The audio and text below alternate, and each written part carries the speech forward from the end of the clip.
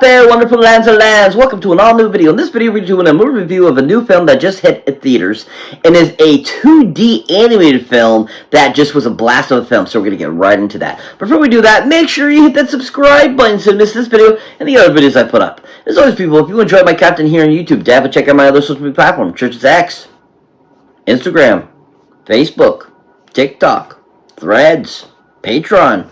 Pretty much post on these regularly, so definitely check them out. And as always, let's get right into this.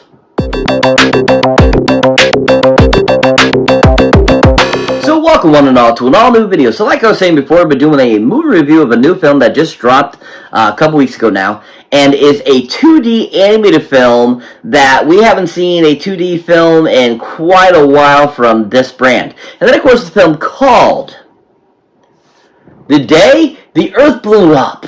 A Looney Tunes movie. Yeah! The Day the Earth Blew Up, a Looney Tunes movie. Yeah! So this is the newest 2D animated film from Warner Brothers, or aka Ketchum Entertainment, who put this out. Of course, Looney Tunes is a Warner Brothers property.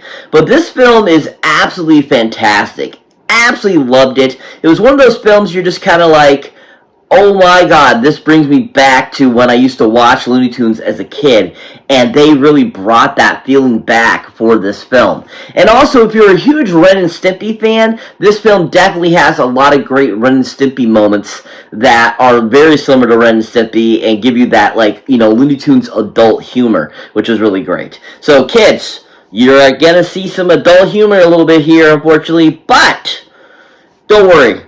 It'll probably go over your head anyways, but it is absolutely fantastic and just really well orchestrated and written and animated, and this film just blew me out of the water. I absolutely love this film, and I think it's just so well constructed.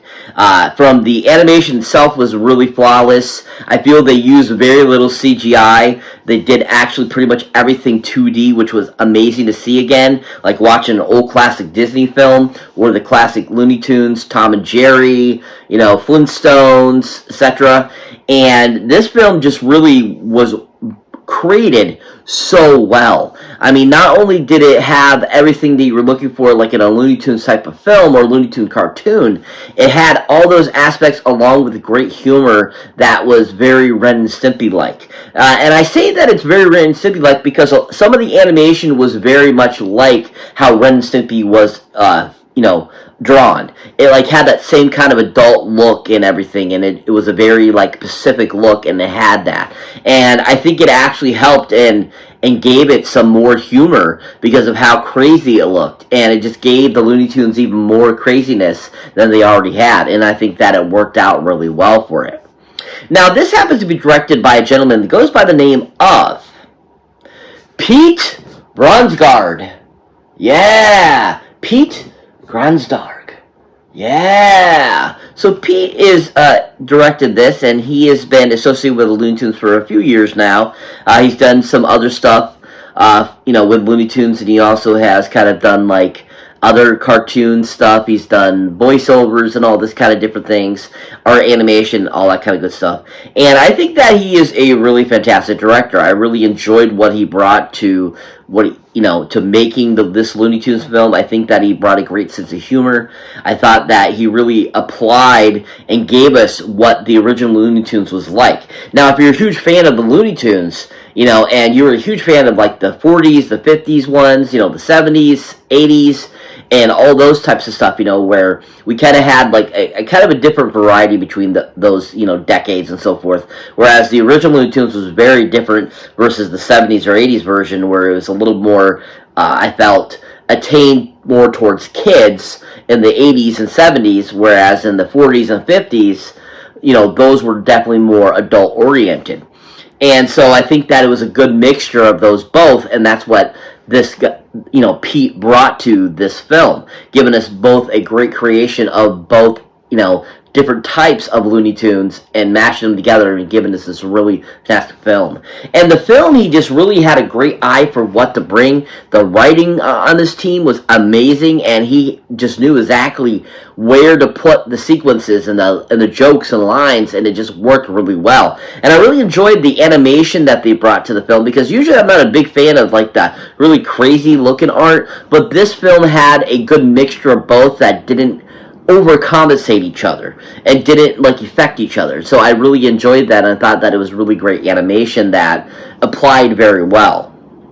And I think Pete did a good job of giving us a really great soundtrack. He gave us really good voiceover artists that really brought the characters to life. And I just think Pete did a great job overall, giving us a really well orchestrated, great new Looney Tunes film that will go down for, for generations now, years from now, that I think people will still be entertained by, many years later. And he just really gave us this really fantastic reintroduction to the Looney Tunes. If you haven't seen anything Pete Bronsgart has directed, definitely go check out The Day the Earth Blew Up, a Looney Tunes movie in theaters now. He did a phenomenal job.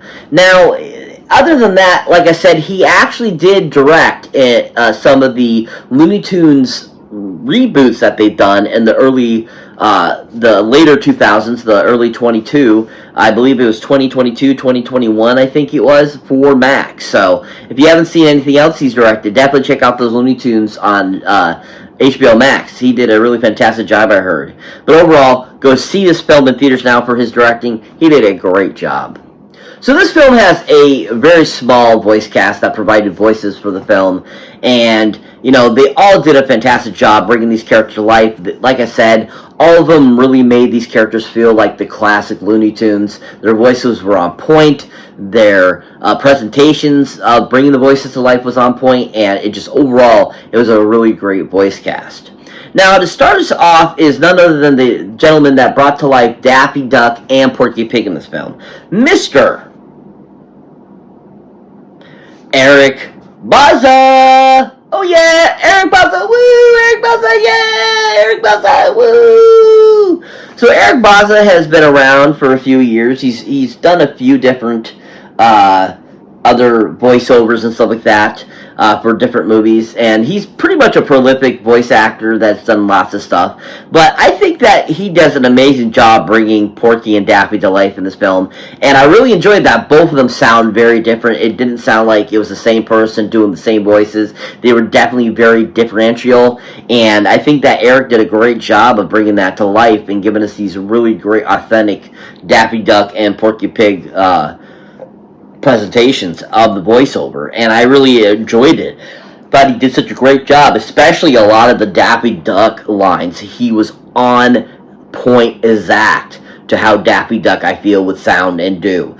And even like his presentation of it was just so awesome, and I thought that his work, having to voice both characters and talk to each other was really done well, and overall in the whole entire film. And even his Porky Pig was really on point. I mean, when he would do the da-da-da, that's all folks type of deal, he did such a great job bringing that to life and doing a really good job of that, and really giving Porky and Daffy very different personalities that he really played out very well through his voiceover in the film. And also, I just thought that he did a great job of really kind of giving an essence of the original voiceover artist for these characters as well. And I think that he these original voiceover artists would have been proud and amazed and be like clapping to Eric for how good of a job he did. And I think Eric just did overall a really great job. Now, if you haven't heard Eric Bauza do any other voiceovers, definitely a film to check him out in. And he also voiced these same great characters in this film that came out a couple years ago. And I think he did a phenomenal job in that, too. And that, of course, is the film called Space Jam: A New Legacy. Yeah! Space Jam: A New Legacy, yeah. I mean, he was once again on point bringing these characters to life in Space Jam 2.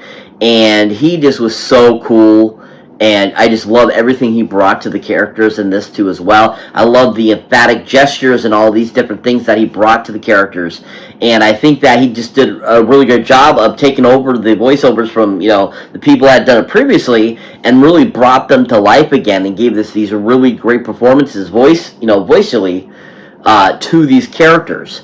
And I thought that just, you know, he really gave us some really authentic sounding characters in Space Jam that I think, you know, years go by, you know, people are going to rewatch Space Jam: A New Legacy and go, wow, he did such a great job voicing them. Like, I believe that really is the same people that did Porky Pig and Daffy Duck all those years ago, because that's just how authentic he sounds with the character, and I think he does a fantastic job.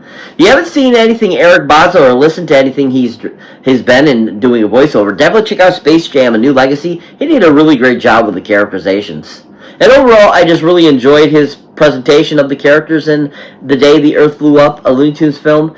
And I think Eric has a long, great voiceover career in store. He just was so good at it and does a really great job. If you haven't seen Eric Bozza do anything recently, go check out his voiceover work and The Day the Earth Blew Up, a Looney Tunes film, in theaters now. Check it out. He did a fantastic job. So that brings me to the last voice actor I will be talking about for this film, and that is none other than a great comedic actor that has been in a ton of things over the years and just is always fun to watch and listen to. And that, of course, is Mr. Peter McNichol! Oh yeah, Peter McNichol! Woo! Peter McNichol, yeah! So Peter McNichol you might recognize, of course, from Ghostbusters 2. You might recognize him from Addams Family Values. You might recognize him from other things over the years. He's just a really great character actor that is always fun. And his voice is very distinct, and as soon as I heard him, I was like, oh my god, that's Peter McNichol, and I was just in awe, because he was so amazing as the alien character in this film, and he just cracked me the hell up. He was so good. His laugh, his voiceover itself was just on point and so Peter McNichol, but at the same time was perfect for this alien character. And just overall, Peter did such a great job of bringing this character to life as well, giving us this really great, you know, presentation of his great, you know, character acting in his voiceover role, and just really, you know, gave the alien this great kind of like, almost like kind of evil, but really not. He's trying to be helpful, but at the same time he's coming across evil, and Peter did such a great job of bringing that and giving this really great delivery that really brought that through the whole entire film and made it so enjoyable and entertaining. Now, if you haven't seen Peter McNichol in anything, definitely a movie to check him out in. I think it's one of my favorites of his. It's a great film that came out in the late 90s called Bean the Movie.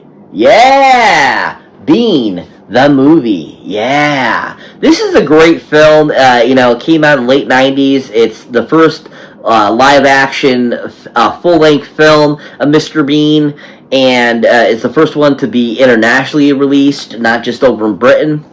And I think that Peter was so awesome as, like, his kind of, like, he kind of friend, but really more of just a lodging mate for the time being, because he's sent over by the museum to help out with the artwork, and they kind of become friends along through the movie. And Peter just a great job of giving this great performance where he's just like very neurotic and at the same time like very sensitive and very nice and kind and all this kind of stuff, and you just feel bad for him through the whole movie because Mr. Bean keeps messing everything up. And just Peter did a great job of bringing that to life and give us a really great character that was super fun and entertaining and just worked really well with everyone in the film, especially with, you know, Rowan Atkinson, because they just played off each other so well. And, you know, Peter is one of those great character actors that can play off of anyone he's in a scene with and make it even 10 times funnier. And that's what he did in Mr. Bean's film, along with Rowan. And they just worked so well and meshed really well together. If you haven't seen Peter McNichol, I think definitely check him out in Bean the Movie. He was absolutely phenomenal. But I absolutely loved him doing the voiceover in this film. He was so amazing and hilarious. And I couldn't get enough of him. I wanted to hear him just talk and talk and talk because he was just so stinking funny and so good as this character. So if you haven't seen Peter McNichol or anything recently, go check him out in The Day the Earth Blew Up, a Looney Tunes film. His voiceover is absolutely fantastic and totally worth a watch. Go check it out now. He was phenomenal. So what is The Day the Earth Blew Up, a Looney Tunes film about? Basically, the premise of the story is Porky and Daffy are recently having to try to fix up their house so that it passes inspection so it doesn't get demolished. And while this is going on, all of a sudden a alien invasion thing starts to happen, and they get mixed up in it, and basically they're trying to figure out how to save the world from this alien invasion, and then they end up finding out there's something even more sinister behind this, and basically they have to, you know, help save the world, even though they're not considered the greatest people or greatest characters or, you know, persons in this film by everyone in the city, because they're just like these wacky people, but overall it's about them saving the world and, you know, saving their friendship and being the best buds they can be. It is absolutely fantastic, so good. I mean, there's so many great scenes in this film. I absolutely love the scene at the beginning of the film when they're like fixing the different things around the house, and they have a great scene, and Daffy Duck's butt is shown. It's absolutely freaking hilarious. There's such a great scene towards the end of the film when Daffy goes full Daffy, and it's absolutely hilarious. And Porky is just absolutely, you know, amazing in this film too. Just everyone in this character. But there's so many great things in this film. I mean, they have some hilarious quotes about Bobas in this film that is absolutely freaking hilarious. And it plays into the film so well. If you haven't seen it, however, you can go check it out in theaters now. Such worth the watch. Amazing film. Giant 10 golden movie boxes up. Can't wait to add this to collection. It was just so amazing. Thank you, Ketchum, for putting this out, because you guys rock. And it was such a great film altogether and just so enjoyable. Great animation, great soundtrack, great voice acting, and just all around a great movie that brings back those great Looney Tunes, you know, feelings. And it's just a really well done 2D animated film. Exactly what I felt like when I used to watch great Disney films in the past. This is what it felt like again. It felt amazing. If you haven't seen it, go check it out now in theaters. Worth the watch. So that's it for this movie review, guys. As always, thank you for watching. Thank you for liking. Also, thank you for subscribing. If this is your first time here, or you have been here before, don't forget to check out any older new videos you might not seen on yet. As always, people, if you want to help support the channel, please check out my Patreon and become a Patreon member on my Patreon, where you can help out and make my channel even better for you guys. And also, you get to, every month, you get to pick a movie of your choice for me to review. So, definitely something to check out. As always, catch you in the next one.